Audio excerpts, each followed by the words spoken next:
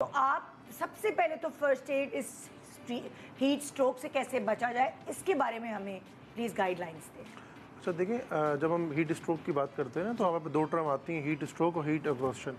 इसमें heat exhaustion इसमें ये होता है, जो वल्नरेबल पॉपुलेशन है वो ये होते हैं जो लोग बाहर काम करते हैं, पुलिस वाले हैं जो ठेले चलाते हैं, ट्रैफिक पुलिस वाले, और वो लोग जो सुबह 11 से लेकर 4 बजे तक के बीच में बाहर होते हैं ना। हाँ। सबसे ज़्यादा ये आउटडोर जॉब्स भी होती हैं, सेल्स की, बिल्कुल ऐसे ही है। तो अच्छा, सबसे ज़्यादा जो पॉपुलेशन इफेक्ट होता है वो ओल्ड एज और यंग बच्चे जो होते हैं ना, वो सबसे ज़्यादा अफेक्टेड होते हैं। अब इसमें ये होता है कि जो बॉडी टेम्परेचर है ना, वो 40 से भी ज़्यादा चले जाता है। ओके, बिल्कुल डिहाइड्रेशन हो जाती है। हाँ।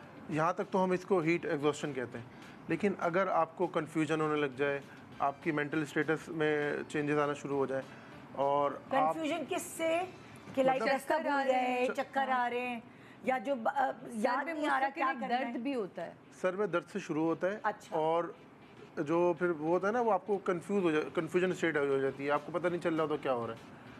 तो उसे फिर हम यानी कि आप अपने सेंसेस में नहीं होते हैं, ऐसा कुछ कहना चाह रहे हैं ना। हम मेडिकल में इसको ALC कहते हैं, ऑल्टर्ड लेवल ऑफ कॉन्शियसनेस।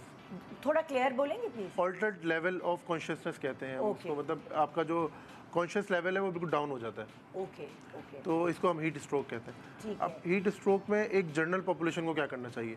सबसे पहले तो हम ये कोशिश करें कि ये जो टाइम पीरियड है आपका, ख़ास तौर पे 11 से लेकर 4 बजे के बीच में, इसमें आप ज़रूरत के तहत ही बाहर निकलें, ज़रूरत हो तो आप बाहर ना निकलें। सबसे इम्पोर्टेंट ये है, अपने आप को हाइड्रेट रखें, और अगर आपको जाना लाजमी है तो आप ऐसी शेल्टर प्लेस हो जहाँ आपका डायरेक्ट सन से एक्सपोजर ना हो, क्योंकि इसमें जो आपकी बॉडी से जो एवोपरेशन हो रही होती है ना, वो बहुत ज़्यादा मल्टीप्लाई हो जाती है। ओके। तो जैसे अगर हम बच्चों को स्कूल भेज रहे हैं, वो तो हमें उनकी तो छुट्टी नहीं करानी, भेजना ही है, तो क्या हम उनकी बोतल में पानी के बजाय ORS मिला के दे दें, कुछ इस तरह की चीज़? मैं दे रही हूँ मुसलसल पिछले 1-1.5-2 हफ्ते से। मीरब को हाफ साशा उसकी बोतल में जरूर पानी में मिला के वो पी लेती है। बच्चों को ये तो नहीं होता कि फेवरेट आप उनका जो भी है, लेमन है उनका, ऑरेंज है, इतने सारे फ्लेवर्ड होते हैं, उसमें मिला के आप इवन दो रूह अफ़ज़ा हल्का सा डाल दें ताकि वो शुगर लेवल उनका सही रहे। नहीं, उस ORS में ही आप रूह अफ़ज़ा हल्का सा दें तो उनको लगेगा लाल शरबत मिल गया हमें ना, तो वो उसमें भी खुश हो जाते हैं। तो एटलीस्ट मिनरल्स जो हैं आपके, नमकियात है, वो मेरा ख्याल है कि कंप्लीट होने चाहिए, बहुत ज़रूरी है। आजकल तो ORS में भी इतने जो है ना वो फ्लेवर आ चुके हैं, आप ORS भी यूज़ कर सकते हैं, बिल्कुल रूह अफ़ज़ा भी यूज़ कर सकते हैं। और बच्चों को लंच में क्या दे सकते हैं, क्योंकि देखें आप स्कूल में बच्चों के साथ नहीं होते। देखिए, हीट स्ट्रोक के हिसाब से तो बिल्कुल लाइट फूड। अच्छा। इसमें जितना लाइट फूड होगा वो आपकी बॉडी के लिए उतना अच्छा होगा। डाइजेशन जल्दी हो जाए और देर तक डाइजेशन ना हो। यानी सैंडविचेस पर वो तो खराब होने का खतरा हो सकता है। फ्रूट्स एक्चुअली गर्मियों में, गर्मियों में क्योंकि हमारी एवेपोरेशन, बॉडी टेम्परेचर, जैसे अगर बच्चों की बात करते हैं तो उनको लाइट डाइट, अडल्ट्स को भी ऐसा है कि अगर आप ऐसा खाना खाएं जो जल्दी डाइजेस्ट और हैवी ना हो। पानी का इंटेक अच्छा होना चाहिए, जैसे अभी सादे ने कहा कि आप ORS, अच्छा यूजुअली ORS हम बिना मेडिकल हम कहते हैं जब तक डिहाइड्रेशन ना हो तो ORS, क्योंकि ORS में भी नमकियात लाजमत है, उसमें सोडियम होता है, पोटेशियम होता है, जो अगर नॉर्मल लेवल है और आप देंगे तो उसके हाई होने से भी आपको डिहाइड्रेशन हो सकती है। जी, अगर डिहाइड्रेशन है, नमकियात की कमी है, तो आपने ORS देना है, अदरवाइज आपने रिहाइड्रेट करना है। This is the difference between rehydration and dehydration. Dehydration में नमकियात की कमी होती है, यानी एवेपोरेट होता है। अच्छा, छोटे बच्चों की बात करते हैं, जैसे डॉक्टर साहब ने कहा, बड़ों को तो ये होता है कि उनको स्वेटिंग होती है, उनको लगता है कि ऑल्टर्ड सेंसेशन होती है, यानी उनको नहीं लगता कि मैं जहाँ हूँ वहाँ मौजूद हूँ, या बात करने में लुकनत आ जाती है, या उनकी बातों का रब्त नॉर्मल नहीं रहता। बच्चे ये सब नहीं बता पाते ना। बच्चों को सबसे पहले तो उनको स्वेटिंग इतनी प्रॉपर नहीं होती, उनका एकदम से बॉडी टेम्परेचर बढ़ता है, उनका बॉडी टेम्परेचर बढ़ता है और वो एकदम से शॉक वाली कंडीशन में जाते हैं, यानी वो एकदम से या तो बेहोश होंगे या एकदम से वो ड्राउजी, नींद गुनूदगी वाली कैफियत में जाएंगे। तो सबसे इंपॉर्टेंट चीज़, जैसे और एक्सपोजर का टाइम एक्सट्रीम एजेस में बच्चों का अगर हम देखा जाए तो स्कूल का ज़्यादा है ना।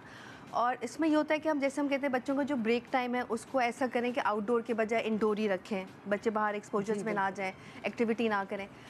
Healthy breakfast is important. अगर बच्चा सुबह अच्छा सा कोई फ्रूट लेके जा रहा है, लाइक सिंपल बनाना ले ले, एप्पल ले ले, उसके साथ योगर्ट आप देते हैं। Yogurt is a natural probiotic जो आपको डिहाइड्रेशन से भी बचाता है, और अगर अल्लाह ना करे डायरिया वगैरह तो उसमें नेचुरल प्रोबायोटिक है, तो वो उसमें रेमेडी के तौर पे भी काम करता है। लंच के बाद अगर हम करते हैं तो जैसे स्कूल की बॉटल्स में जैसे आते हैं इसमें आप नॉर्मल जूसेस जैसे अगर हमारे बहुत से ऐसे आते हैं जो लेमन पेपर फ्लेवर्स में होते हैं, लाइट होते हैं, वो आप दे सकते हैं बच्चों को। नॉर्मल पानी का इंटेक अच्छा रखें, एक बॉटल के बजाय वाटर बॉटल्स 2 कर दीजिए। अगर वो 500 ml वाला लेके जाते हैं रूटीन में तो उसको 1 लीटर वाली बॉटल आप कर दीजिए। लंच में स्नैक्स लाइट होंगे, जैसे फ्रूट्स आप दे सकते हैं, ड्राई फ्रूट्स दे सकते हैं। सैंडविचेस आप लाइट जैसे चिकन के इस तरह के लाइट सैंडविचेस आप बना के दे सकते हैं। आप पी चिक्स के जो है वो लंचेस बना के, तो हैवी फ्राइड आइटम बच्चे ना लें, जैसे पैकेट्स की चीज़ें होती हैं, क्योंकि इन सब से ना डिहाइड्रेशन ज़्यादा होती है क्योंकि आपका पानी का अच्छा, इंटेक अभी होता है। बहुत सारे माँ बाप ही सोचते हैं कि ड्राई फ्रूट्स ना दें कि गर्मी है। नहीं, अब तो आप देखें ना रिसर्च ने बता दिया कि एग से गर्मी नहीं होती, नेचुरल प्रोटीन है। आपके जितने भी ड्राई फ्रूट्स जरूर दें, मॉर्निंग में 1 एग बच्चों को जरूर दें। हमारी सोसाइटी में ना मिथ्स बहुत ज़्यादा कॉमन है। हाँ, मतलब हम लोग सोच लेते हैं ये चीज़ है तो फिर वही चलती रहती है।